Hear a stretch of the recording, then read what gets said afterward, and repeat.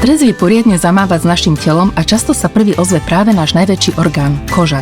Dnes sa preto s dermatologičkou Michalou Blažko pozrieme na to, ako veľmi je naša pokožka prepojená s duševnou pohodou.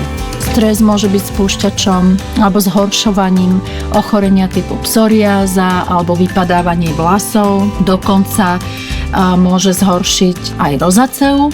Moje meno je Tatiana Kubišová a vy počúvate podcast Každá sme svoja, ktorý vám prináša 101 drogéria. Stres je neviditeľný, ale prejavuje sa často navonok, najmä na pokožke. Ako to vlastne funguje, Miška? Všetkých pozdravujem, no a funguje to veľmi prepojene, sú to spojené nádoby, psychika a pokožka, alebo naša koža sú ako také sestry, pretože sa vytvárali už počas vnútromaternicového vývoja z tej istej zárodočnej vrstvy, čiže sú prepojené od nášho vývoja v maternici. Takže ak prežívame stres, mozog vyšle signál, napríklad uvoľním stresových hormónov, kortizolu a koža na to reaguje. Či už zvýšenou produkciou mazu, alebo naopak zníženou produkciou mazu, suchosťou, svrbením, zápalovými prejavmi a vlastne koža takto nám ukáže, zrkadlí celý ten náš vnútorný svet. Ale to je pekné, čo ste povedali, teda nie tie kožné prejavy, ale to, že to takto funguje, tak možno to funguje aj naopak, že keď nás niekto pohľadí, tak ten stres potom sa výrazne zníži. Určite to tak funguje, dokonca niektoré také alternatívne medicíny, ako je Ayurvéda, napríklad aj odporúčajú, pokiaľ nás nemá teda kto pohľadiť, tak sa môžeme pohľadkať sami alebo prípadne hladkame my niekoho a môže to byť aj zvieratko, ak teda zase nemáme nejakého partnera, životného partnerku, tak to pohľadenie je veľmi lacné a účinné, rovnako ako úsmev.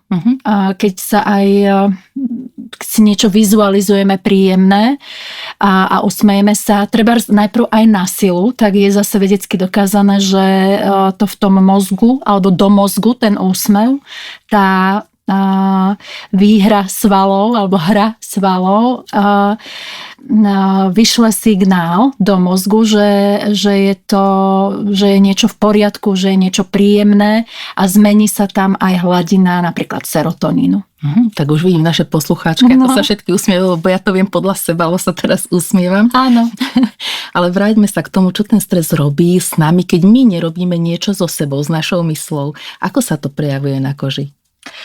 No, zoznam kožných ochorení, diagnóz, ktoré sú priamo úmerné so zvyšujúcim sa stresom, to znamená, že sa priamo úmerne zhoršujú, alebo niektoré vlastne vzniknú. Ten zoznam je celkom dlhý. Voláme takéto ochorenie, že psychosomatické. To znamená, že ich spustí psychika, ktorá sa prejaví na koži alebo na fyzickej úrovni. To je to somatické, na telesnej úrovni. No je to najčastejšie, je to atopická dermatitída, atopický ekzém, seboroická dermatitída, ale môže to byť aj akné, najmä taký variant, ktorý sa volá akné excoriae de jeune fille. To je vlastne také akné, kde stres spôsobí ako keby zvýšené svrbenie kože a tieto mladé ženy, najčastejšie, ktoré sú také úzkostlivé a veľmi pedantné, zodpovedné, či už v rodine, alebo v osobnom živote, alebo v pracovnom, sa začnú zrazu nekontrolovane škriabať a vytlačať si aj prejavy akné, ktoré nemusia veľmi existovať. Takže to sa týka takýchto pováh. No ale takisto môže vzniknúť periorálna dermatitída, čiže to sú také výrážky okolo úst, okolo nosa alebo okolo očí, ktoré výrazne reagujú na stres. Alebo stres môže byť spúšťačom alebo zhoršovaním ochorenia typu psoriáza alebo vypadávanie vlasov. Dokonca môže zhoršiť aj rozaceu a môže spustiť napríklad aj celý rad autoimunitných ochorení, ako je napríklad vitiligo, čiže strata pigmentu a niektoré formy svrbenia. Máme takú diagnózu, že pruritus sine materia, čiže je to svrbenie bez nejakej zjavnej príčiny, tak môže to byť práve takéto psychosomatické ochorenie. Toto mám, keď pozriem nejaký film, ako napríklad Múmiu a vidím, že tam tie pavuky lezú po ňom, tak aj ja sa hneď škriabem, áno. No ja to mám ešte kedy, keď napríklad príde niekto, nejaký pacient a ja zistím, že má napríklad svrap alebo vši, tak automaticky sa začnem škriabať. Čiže je to podmienené psychosomaticky aj takýto prejav, či už teda z televízie, lebo na nás to vplýva emočne a vlastne ten mozog vyšle signály okamžite všade, ale tie signály vyšle nielen do kože, ale zrýchli sa nám dých, frekvencia dýchu, ale aj srdca. Takže väčšinou za tými kožnými diagnózami, ktoré som ja menovala, stojí ale taký ten dlhodobý chronický stres.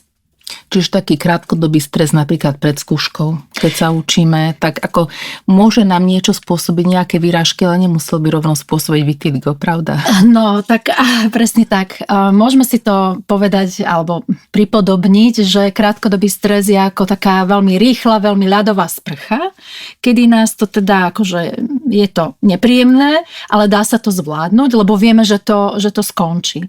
Taký ten tichý, pomalý zabijak a možno spúšťač nielen kožných ochorení, ale aj onkologických ochorení je práve ten dlhodobý chronický, taký ten vážny stres, ktorý spôsobuje vlastne zápal na všetkých úrovniach buniek a tkaní. Skrátka, my sme stále v permanentnom napätí a to telo ako nemá ten relax, to uvoľnenie svoje. Ten dlhodobý stres je vlastne ako keby taký, je toxický, je to taký jed, ale nie taký, že prudko toxický, ale z dlhodobého hľadiska. A navyše to ešte tak funguje ako taký začarovaný kruh, lebo koža sa nám zhorší, čo nám spôsobí ešte väčší stres, čo opäť zhorší pokožku a ideme v tom cykle. Čo môžeme urobiť, aby sme z toho cyklu vyšli? Áno, je to začarovaný kruh, ktorý oslabuje kožnú bariéru, spomaluje regeneráciu, podporuje chronický zápal, zvyšuje citlivosť kože. Koža sa tak stáva tenšou, podráždenou, suchou alebo naopak môže reagovať mastením a tvorbou výrážok. To už zase závisí od toho, že akú genetickú výbavu sme si doniesli, či máme skôr suchú kožu alebo skôr masnú kožu. Takže najčastejšie potom vidíme, že tá koža je taká mdlá, sivastá, bez života, zhoršenú, má textúru, sú tam nejaké ekzémy alebo výražky na miestach, kde predtým neboli. Tak niekto na sebe badá, že sa mu častejšie tvoria herpesy. Napríklad to je tiež takým signálom stresu. Alebo začnú výraznejšie vypadávať vlasy. Niektoré moje pacientky vyslovene mi to aj hovoria, že zrazu vyzerám nejako staršie, unavene a pritom si myslia, že sa nič nezmenilo, ale vtedy tak spozorne ma snažím sa naznačiť, že možno by potrebovali okrem mojej pomoci aj pomoc psychoterapeutickú. Aj keď v súčasnosti ľudia už pochopili, že to duševné zdravie, alebo snažia sa viac chápať ako v minulosti, že to duševné zdravie je podstatné, nie len pri liečbe kožných ochorení, ale takmer pri všetkom. Ale stále sú takí zdržanlivejší a že myslia si, že to zvládnu sami. Ale v podstate ja si myslím, že dermatológia by sa mala volať psychodermatológia, lebo ono to spolu veľmi úzko súvisí. Jednak stres spúšťa tie kožné choroby, ale aj keď vznikne kožná choroba primárne, tak to spustí naopak stres, lebo ju je vidno. Čiže ľudia sú veľmi ľahko konfrontovaní tým, že koža je hraničný orgán, pohľadmi a hodnotením okolia. Čiže zase sa dostanú do toho circulus viciosus, do toho začarovaného kruhu. Áno, a toto je dosť tenký ľad, lebo ľudia to nechcú počuť, že v podstate to majú aj vo svojej moci. Áno. Lebo sa spoliehajú na maste, na lieky a nie je to samozrejme hanba, ale stále hľadajú nejakú diagnózu a naozaj môžu ju mať. Áno, môžu, samozrejme je to objektívne. A možno pri každej diagnóze, ktorá je nejaká vážnejšia, by sme mali robiť s našou psychikou. Určite. Pracovať s tou psychikou je veľmi dôležité. Naučiť sa zvládať stres je už sú aj veľmi jednoduché také dýchové cvičenie, že sa zameriame na to, ako dýchame, alebo napríklad mne v stresových situáciách, ktorých som teda mala asi ako každý veľa, pomáhalo mne to jedna kamarátka ajurvédka poradila, že sa mám začať sústrediť na svoje telo a hovoriť si, že myslím zavrieť oči, pomaly dýchať, ale tak rovnomerne, nádych, výdych a potom si hovoriť, že malíček na pravej ruke, prsteník na pravej ruke, prostredník na pravej ruke a vlastne sa sústrediť, lebo aj tá myseľ sa dá vedome regulovať. Ona veľmi rada zabieha a vymýšľa si aj scenáre, ktoré sa v 90% našťastie nikdy neudejú, ale v tej chvíli sme zaciklení v tej úzkosti, v tom strese a myslíme si, že to taký spád, také grády nadobudne to niečo, čo ten stres spustilo, tak vtedy je najlepšie vedomé tú myseľ ukorigovať a vlastne ponúknuť jej sústredenie sa na niečo úplne iné. Áno, nepomáha, keď si poviem, nebudem na to myslieť. Nie, musím začať myslieť vedome na niečo nahradiť. Úplne iné. Musím to nahradiť. Tak ako pri závislosti. Keď sa snažíte zbaviť napríklad závislosti od cigariet, tak si musíte namiesto toho nájsť napríklad šport. Áno, veľmi správne, lebo zatiaľ ešte nie sme v tej pozícii, že vieme dokonale meditovať ako nejakí mnísi buddhistickí však, tak oni to vedia úplne odstaviť, odstrihnúť sa, ale my nie, tak ponúkneme tej mysli niečo iné. Tak ale oni k tomu idú celý život zase. Áno, a my keď začíname, sme v tom také amatérky. Presne tak nám myslíme stačí si, takýto. pekne si prejdeme celé telo. Techniky. Od prstov na rukách až po prsty na nohách. A tie ženy, ktorým vypadávajú tie vlasy, alebo napríklad obočie, alebo riasy. Tak čo s tým majú robiť? Budú si hovoriť, sústredím sa na svoje vlasy, aké sú pekné. Áno. Čo s tým majú robiť? To je teda tiež niečo, čo je objektívne a veľa ľudí aj z okolia si to všimne, čiže zase sa môžu pýtať, že čo sa deje a navyše žijeme v dobe, kedy sme totálne konfrontovaní všelijakou dokonalosťou z tých sociálnych sietí, kde už v podstate nemôžeme veriť ani tomu, čo vidíme, ani tomu, čo počujeme a je to tá filtrovaná krása, v úvodzovkách krása, alebo tie obrazy, takže menej sociálnych sietí, viac športu, viac pohybu, zdravý spánok je dôležitý, ale niekedy nás ten stres dostane aj do stavu, kedy nevieme zaspať, takže zase sme v tom začarovanom kruhu, ale vlastne treba vyhľadať, keď máme problémy s vlasmi, lekára a dermatológa, tak urobiť trichologické vyšetrenie, rozoberieme si ten problém na drobné, rozmeníme ho na drobné, aby sme s niečím začali pomaly, po kúskoch, nie celé sústo naraz, lebo to býva ťažké, ale áno, treba to začať riešiť v tomto prípade čím skôr, tým lepšie. Sú rôzne účinné metódy a potom sa možno, keď sa niečo upraví, zlepší, tak väčšina takýchto vypadávaní môže prejsť aj spontánne bez nejakej dramatickej liečby, ale niektoré stavy sú ťažšie, tak zase našťastie na rôzne štádia máme rôznu terapiu v súčasnosti, čiže nikto sa nemusí báť, len nech prídu, aby sme to začali riešiť čím skôr, tým lepšie. Niekedy stačí odísť od zlého šéfa alebo od zlého manžela. Áno, aj to sú spúšťače, presne tak. Určite, Lebo dlhodobý stres, ako sme hovorili. Mnohé ochorenia kožné sú geneticky dané, ale to, že máme nejakú génovú výbavu pre to ochorenie, ešte nemusí vždy byť dostatočné na to, aby sa tá choroba prejavila. A potom tu máme ešte rôzne provokačné faktory alebo spúšťače a stres býva veľmi často jedným z nich. Takže treba to potom uchopiť do vlastnej rúk a riešiť. Čo sa týka tých provokačných faktorov, tak môžu za tým stáť aj nejaké hormonálne zmeny u žien? Určite áno. Najčastejšie provokačné faktory sú teda stres, ale môže to byť aj hormonálna disbalancia. To sú rôzne obdobia, napríklad v živote ženy, či už je to nástup menštruačného cyklu, samotný menštruačný cyklus, tehotenstvo, dojčenie, premenopauza, perimenopauza, menopauza, postmenopauza.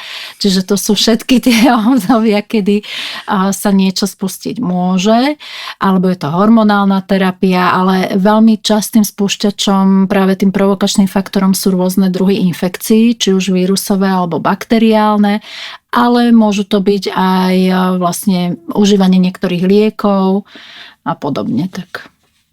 No lebo obzvlášť v tých rôznych pauzách, ktoré ste spomínali, tak naozaj tam sme aj viac podráždené. Kortizol nám lieta, lebo aj hormóny nám lietajú hore-dole. Je to nevyvážené. Napríklad ja som si na sebe všimla, že v podstate mi zredlo obočie. Čo sa s tým dá robiť? No, s tým obočím je to trošku ťažšie možno než s vlasmi, ale dá sa na to použiť vlastne to isté, čo dávame pri terapii vypadávania vlasov v oblasti vlasovej pokožky, len vlastne tam problematickejšie to nanášanie, ale ja pacientkám radím, aby si nakvapkali teda ten daný roztok, ktorý im odporúčim príklad na vatovú ušnú tyčinku a potierali si to obočie, alebo niektoré prístrojové ošetrenia už, ale ja hovorím o tých medicínskych, vedecky overených, pripravujú hlavicu aj na prístroj, s ktorým teda ja pracujem, aj hlavicu na ošetrenie obočia, čiže menších plôch, ako je vlasová pokožka. No takže to obočie aj vlasy vlastne rednú starnutím. Je to ako jeden z prejavov starnutia, takže nie vždy sa to dá úplne už potom ovplyvniť alebo zachrániť. Ale tak máme tu zase rôzne kamufláže. Presne. A na to je dobrá tá drogeria. Alebo dotatujeme. Tam máme make-up a alebo ceruzky. robíme nejakú transplantáciu, takže áno, dá sa všeličo. Transplantácia obočia asi neexistuje. Ale áno, aj sa to dokonca aj v Turecku určite, ale aj v Bratislave. Len vlastne sa tam transplantujú naše vlasy. Do treba strihať. Obočia a presne, treba to potom strihať. Áno, ale ono rastie. To by som asi nechcela. A tak sú aj rôzne také séra na tie riasy, obočie. Tak aj to sa dá vyskúšať. Ja som to nikdy neskúšala, priznám sa. Ja mám pred všetkým nejak tak rešpekt. Pokiaľ nemám vyslovene, že problém, tak to... Ja sa chystám skúšať, no potom vám poviem dobre, na budúce, že či to sa... Ale odporúčila mi ho kožná lekárka, takže... Áno. Že jej pomohlo. No, super. Tak to sa viem tešiť. Tak takto by sme ešte mohli na záver niečo pozitívne povedať, že ak by ste mohli ženám povedať jednu vetu, ktorou by si mali začať deň pred zrkadlom, čo by to bolo? Tak môžeme sa postaviť teda pred to zrkadlo a povedať si, no nie som dokonalá, ale som teda dosť dobrá a mám sa rada taká, aká som. A nebudem sa teda zbytočne trápiť nad tým, čo ovplyvniť nemôžem, ale naopak budem sa snažiť upraviť alebo zmeniť to, čo zmeniť alebo upraviť môžem. Fantastické, ďakujem pekne. Ako hovorí joginka Alena, s ktorou som robila svojho času rozhovor, nie som dokonalá, lebo keby som bola dokonalá, tak dokonám. To je veľmi milé a vtipné. Získajte viac z každého nákupu s novou aplikáciou 101 Drogéria. Každý týždeň exkluzívne zľavové kupóny na vaše obľúbené produkty. Stiahnite si aplikáciu, zaregistrujte sa a objavte svet výhod. A po výživnom rozhovore sú tu naše obľúbené mýty a fakty. Pani doktorka, poďme na rýchle a pohodové odpovede. Z veľkého stresu môžu ľuďom vypadávať celé chumáče vlasov, ale aj obočia a myhalnice. Áno, je to teda čiastočne pravda, lebo stres môže mať významný vplyv teda na vypadávanie vlasov, ale je to ten chronický dlhodobý stres, čo spôsobuje telogénne eflúvium, čiže stav, pri ktorom sa veľmi veľké množstvo vlasov naraz presunie do fázy vypadávania, z tej aktívnej fázy rastu. No a nastáva zhruba 2, 3, niekedy 4 až 6 mesiacov po nejakom veľkom strese, čo môže byť úmrtie v rodine, strata, zamestnania alebo nejaké iné psychické vypätie, choroba alebo pôrod a to sa potom vlastne upravuje aj spontánne, ale samozrejme človek má z toho zase stres a ten by sa len nabaľoval, čiže je vhodné prísť a urýchliť celú túto výmenu vlasov, takže asi tak. Akné po 40-ke je vždy zo stresu? Tak to je jednoznačný mýtus, pretože akné môže vznikať v akomkoľvek veku, v pubertálnom, dokonca v predpubertálnom, ale dokonca máme aj akné novorodencov, takže nie je to vždy po 40-ke iba zo stresu. Môže to byť zo stresu, ale vstupujú samozrejme do hry aj hormonálne zmeny a kozmetika, genetická predispozícia, užívanie niektorých liekov, samozrejme životný štýl, stravovanie, takže nie je to úplne koreň problému, iba ten stres. Proti stresu a kožným problémom pomáhajú omega-3 mastné kyseliny. Tak ono je to čiastočne pravda, pretože ich prísun v strave v podstate zlepšuje úroveň stresu a tlmi ako keby teda tým chronickým stresom vyvolanú tú zápalovú reakciu na úrovni buniek, ale nejde o zázračný liek. Omega-3 kyseliny sú podporným opatrením a nie primárnou liečbou. Ale neurobíme zle, keď ich budeme užívať. Určite nie. Výborné odpovede, ďakujem a teraz navrhujem, aby sme prípadné zvyškové napätie uvoľnili faktorizmom a blaforizmom. Dnešný faktorizmus znie pohoda na duši, pleti moc sluší a blaforizmus zase hovorí, keď máš záťaž, viac sa zaťaž. Na záver vám želáme, aby ste sa vyhýbali vyhoreniu aj ohňu na koži. Lúči sa s vami pani doktorka Michaela Blaško. Dovidenia. Moje meno je Tatiana Kubišová a určite si nás naláte aj na budúce. Garantujeme, že vám to zníži mieru stresu na minimálne pol hodinu. Majte sa svojsky dobre.